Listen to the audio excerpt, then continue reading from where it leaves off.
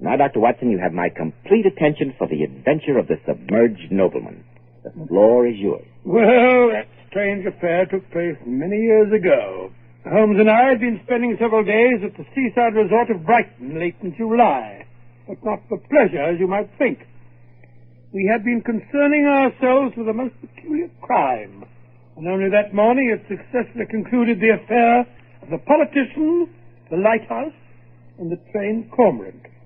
With a few hours to waste before returning to Baker Street, I persuaded Holmes to join me, much against his will, for a stroll along the front by the sea.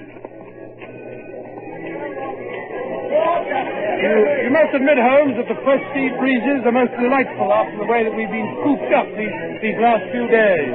I'd find them more so, Watson, if they were not quite so heavily laden with the odors of cheap peppermint and the sound of even cheaper music. Oh, come, my dear fellow. England's playground, you know? That's all very well, Watson, but I do wish the members of the younger generation wouldn't select my feet to play on. Look over there, Holmes. Down on that pier. Sailing boats for hire. Oh, we've several hours. I'll wager that I haven't forgotten my boyhood skill with a small boat. What about it? Well, at least the sea has the advantage of being comparatively uncrowded. Lead on, Watson.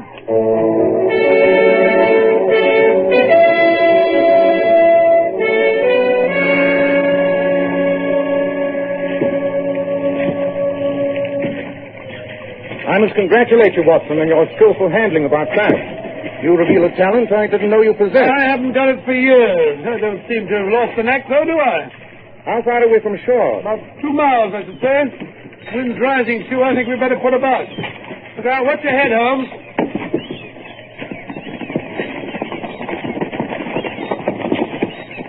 I say, Watson, that boat over there, a few hundred yards off, isn't it behaving rather oddly?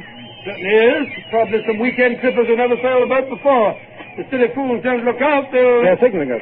See that woman waving? She looks frantic. She's pointing astern. Hold on, Holmes. We run up to them on this tack, but I'm afraid it'll be wet going. There are 2 women, Watson. One of them standing up. Silly fool. She's liable to have the boat over if she isn't careful. She's shouting something. Can you make it out? I caught the word drowning. Look there, Watson, to the left. Something or someone in the water. I see him. I'll come up into the wind as we reach him. Let's get ready, Holmes. A little more this way. There. I've got it. Give me a hand here, Watson. Right, you're up. Drag him in. Careful.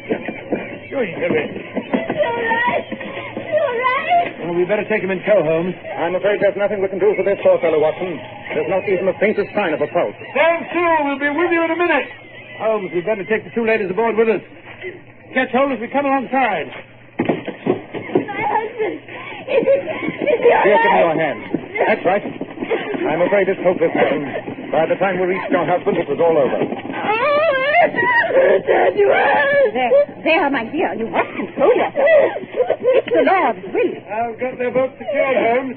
I'll head straight to shore. Dad, if only you hadn't insisted on going. You've nothing to reproach yourself with, my dear.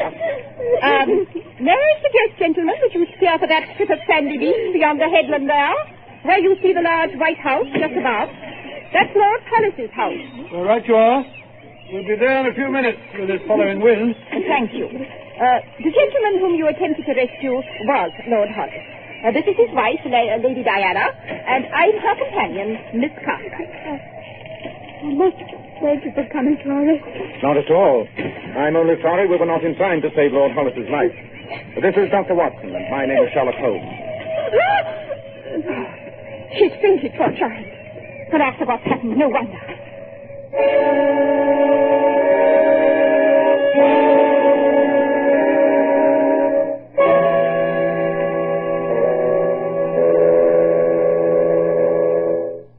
She'll be all right now, Miss Cartwright. I stayed with the poor girl until the sleeping dart took effect. Thank you so much, Dr. Watson. May I offer you some tea? I feel there is nothing so invigorating as a good cup of tea. No, thank you. While you were upstairs, Watson, I sent a servant to fetch Dr. Miller, Lord Hollis's physician. Fortunately, he's also the coroner for this district. I'm sorry that you gentlemen are leaving for London this afternoon.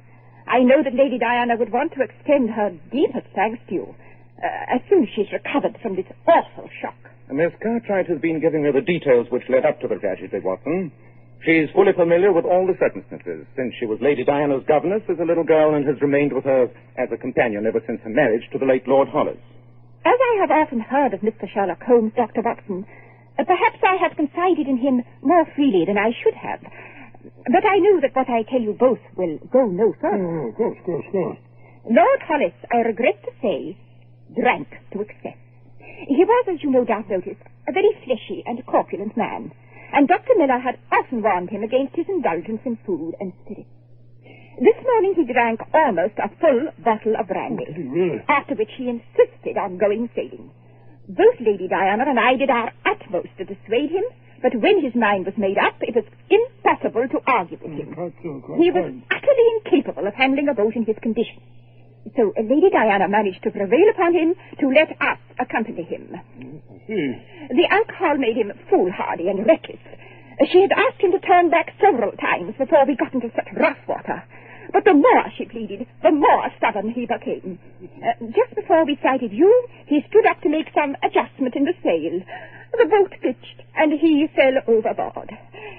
You know what happened next. Indeed, a tragedy, Miss Cartwright. Well, Holmes, there's nothing more we can do here, and our boat's still down on the beach below. We'd better be getting back to it and to Brighton if we're to catch the afternoon train to London. Yes, we should be getting along. Goodbye, Miss Cartwright. I'll walk down the path with you to your boat. Oh, please don't trouble yourself. We'll have no difficulty in finding our way. Goodbye, then, and thank you for all you did. Goodbye, Miss Cartwright. Goodbye. Terrible thing, Holmes. A young woman like that, whose whole life blighted by such a tragedy. No doubt. Odd that she should have fainted just when she did. Odd, it seems to me most natural that a woman should faint upon discovering that the husband she loves has been drowned. Now, allow me to correct you, Watson. Lady Diana did not faint at the news that her husband was dead.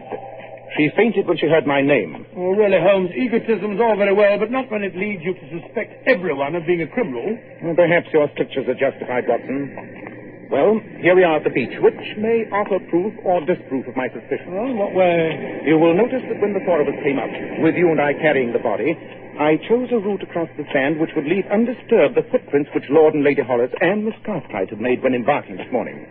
Be careful not to tread here, Watson, but examine these prints in the wet sand with close attention. Don't see anything out of the ordinary. There are 3 sets of them. Precisely. The small ones are Lady Diana's, and those larger prints of a woman's feet are Miss Cartwright. Oh, how do you know which is which? Because I took the trouble to look at the shoes both of the ladies were wearing. And those large imprints from a rubber sole were undoubtedly made by Lord Hollis. I noticed that they waver a trifle, which bears out the report of his condition. Capital, Watson. Your observation is indeed to be commended. Oh, thank you very much. But the most important point about these footprints seems to have entirely escaped your eye. Oh, here we go again. I don't understand. Well, you can think it over while we're on our way. Back to Brighton, you mean? Yes, to Brighton. En route to call on Colonel Sheridan. Colonel Sheridan? Why, he's the chief constable of the county, isn't he? Precisely, Watson. Come on, let's be going.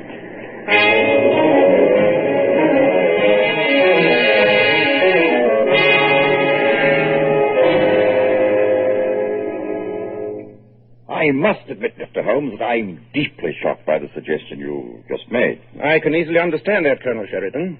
Nevertheless, I feel it my duty to lay the evidence before you. Flimsy evidence, you must admit, Mr. Holmes. Flimsy, perhaps. But it offers food for thought. Lord Hollis' footprints in the sand were not nearly as deep as those left by his wife and Miss Cartwright. This despite the fact that he was an unusually heavy man. You're right, Holmes. I noticed that. I'm sure you did, Watson. There's no need to be sarcastic.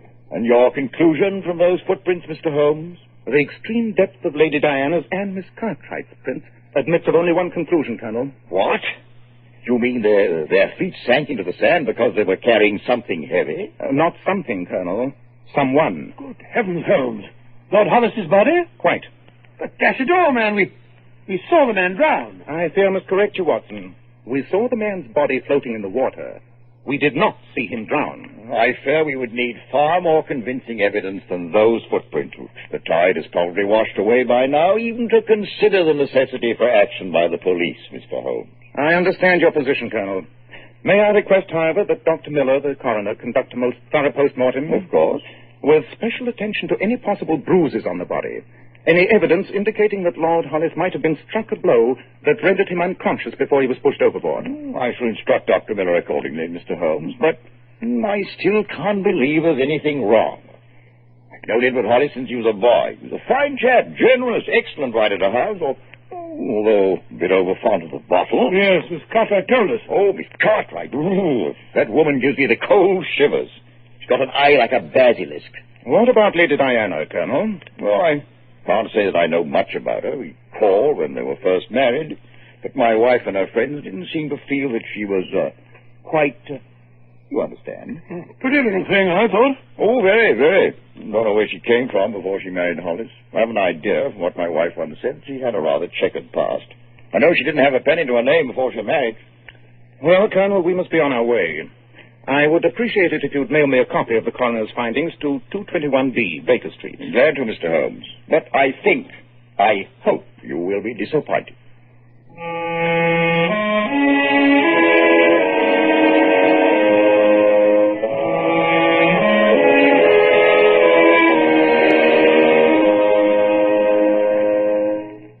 Mr. Holmes, you might stop lolling in that chair and staring vacantly into space and lend me a hand with our packing. My train leaves in half an hour. Oh, all right. I can't help wondering, though. Oh, wondering what? About those footprints. Holmes, you're getting morbid. Either of the ladies hit Hollis over the head, there would have been a mark. I could swear there was no such mark on the body. Possibly, but still. And if he was poisoned, the coroner's report will show it. But if he were neither hit over the head nor poisoned... Oh, but how else could a frail little woman like Lady Diana overcome a robust man like her husband? Just wasting your time, Holmes, if you ask me. I didn't. Didn't what? Ask you. Oh, there you are. Well, that finishes my packing. I only wish I had time for a tub before the train. What did you say? I said I only wish I had time for a bath before the train.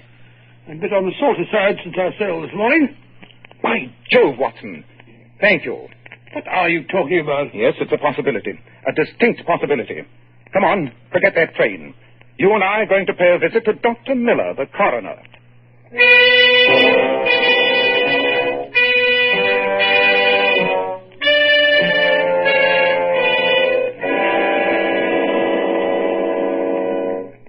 But it's fantastic, Mr. Holmes. I've never heard of such a thing. That doesn't mean that it's impossible, Dr. Miller. You are certain that you found no bruises on the body? Absolutely. I'll stake my professional reputation on that. No traces of poison? None. Well, it just occurred to me, supposing that Lord Hollis's heart had given out, huh? Unfortunately, for your hypothesis, Dr. Watson, Lord Hollis's heart was in extremely sound shape. Mm-hmm. No, the evidence shows conclusively that it was death by drowning, and I am so stating in my report. You see, Holmes, I told you. Nevertheless, I would still like to see the body, Dr. Miller. Very well, very well. It's in here. You see that I've already got along fairly well with the post-mortem. Now, gentlemen, it won't take long to discover if the idea that Dr. Watson so brilliantly suggested to me is a valid one. Your idea, Dr. Watson? Oh, don't ask me, Dr. Miller. I haven't the faintest idea what Holmes is driving at. The body's lungs are filled with water. Not unnatural in a man who's been drowned. Well, at least it proves that he was alive when he went into the water. I knew it. This was no accident, gentlemen. It was murder. Murder? It can't be. How do you know, Holmes? Lord Hollis was supposed to have drowned in the sea before the very eyes of Dr. Watson and myself. There's no mark on his body and his lungs are full of water. But that water, gentlemen, is not salt water as it should be. It is fresh water.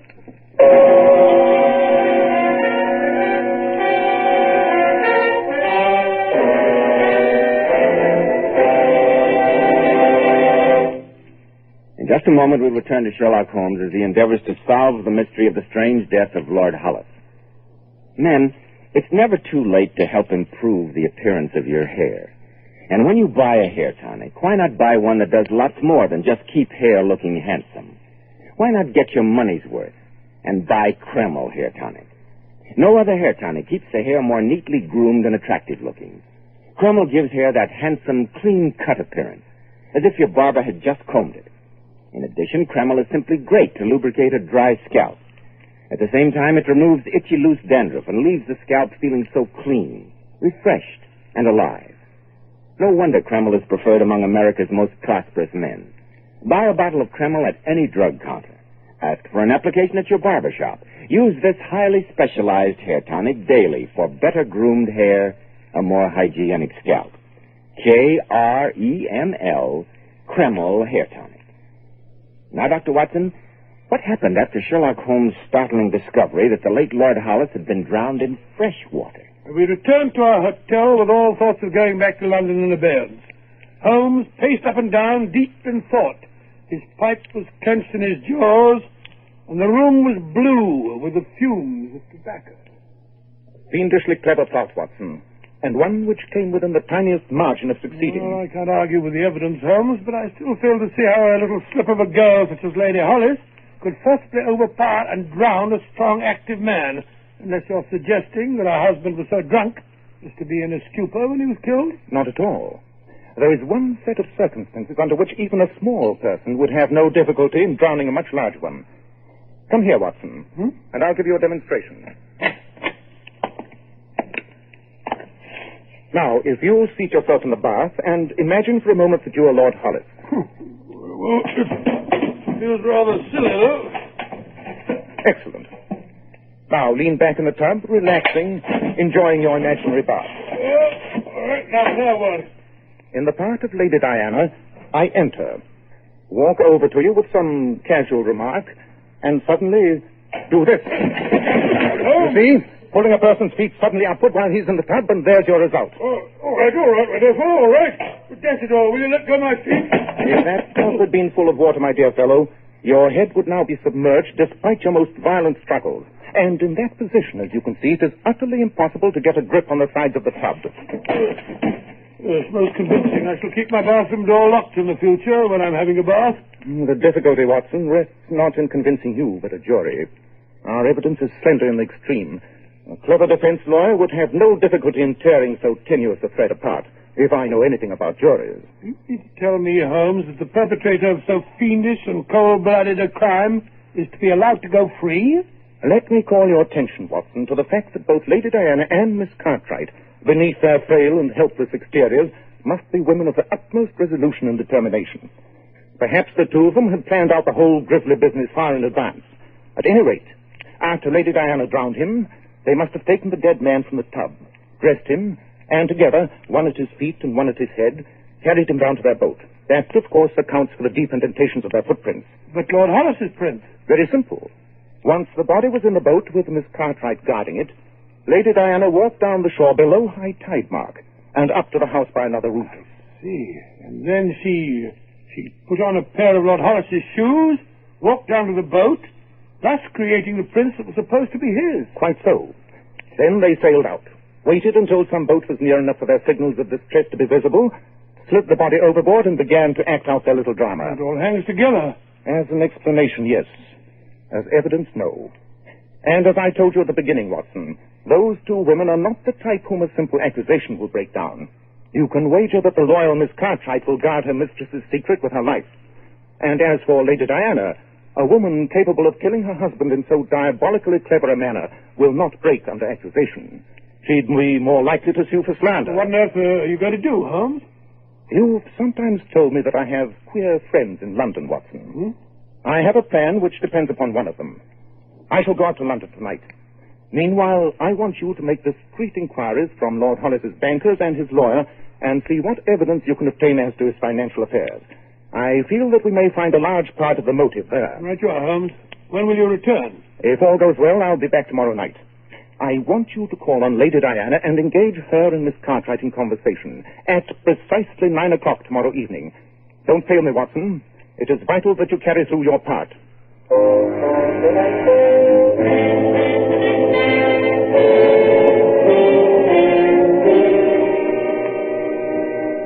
I appreciate your kindness in visiting me, Dr. Watson. I'd been under the impression that you and Mr. Holmes left yesterday for London. No, we decided to remain in Brighton for a few more days, Lady Diana. Some tea, Dr. Watson. No, thank you, Scarlett. And where is Mr. Holmes?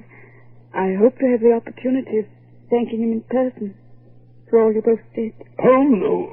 This Holmes? I don't quite know where he is at the moment. He's a difficult fellow to keep track of, you know. Wasn't it the front doorbell, Carter? Yes. I'll go. The servants have retired.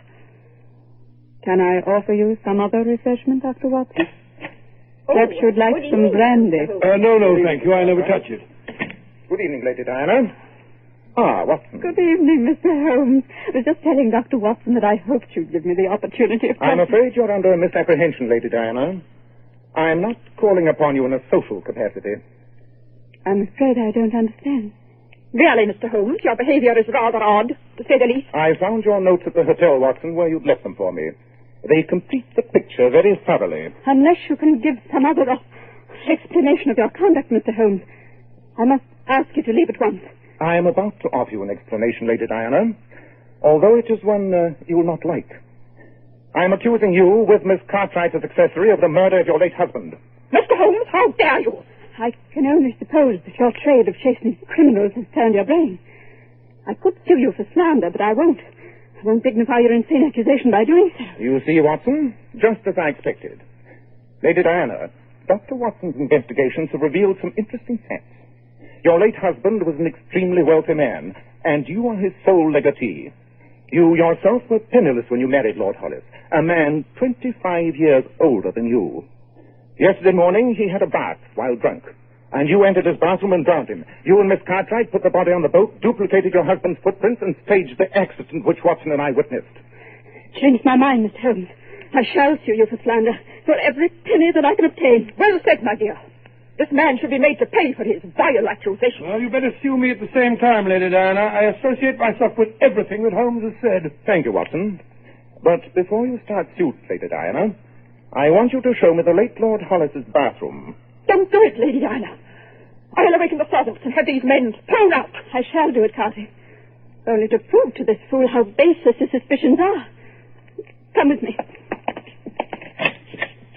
This way, up the stairs. Now, my dear, let me go ahead with the lamp. There is the door of my late husband's bath. Open it, look for yourself. Although what you expect to find... It's Edward! Carty! Careful, there goes the lamp. I told you he'd come back, Carty. You said we'd be safe. Shut up! You want to fool? I won't. You told me nothing could happen. You said it was foolproof. Now he's come back. I always said he was. Watson, let's Colonel Sheridan. He and the inspector are waiting outside.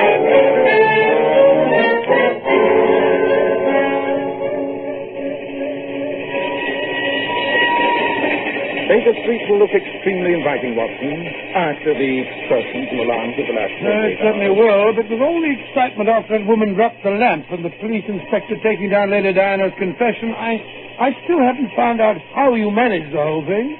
The return of the late Lord Hollis, you mean? It was really quite simple. One of my many friends in London is one of the artists who makes all those clever waxwork figures for Madame Tussauds Museum.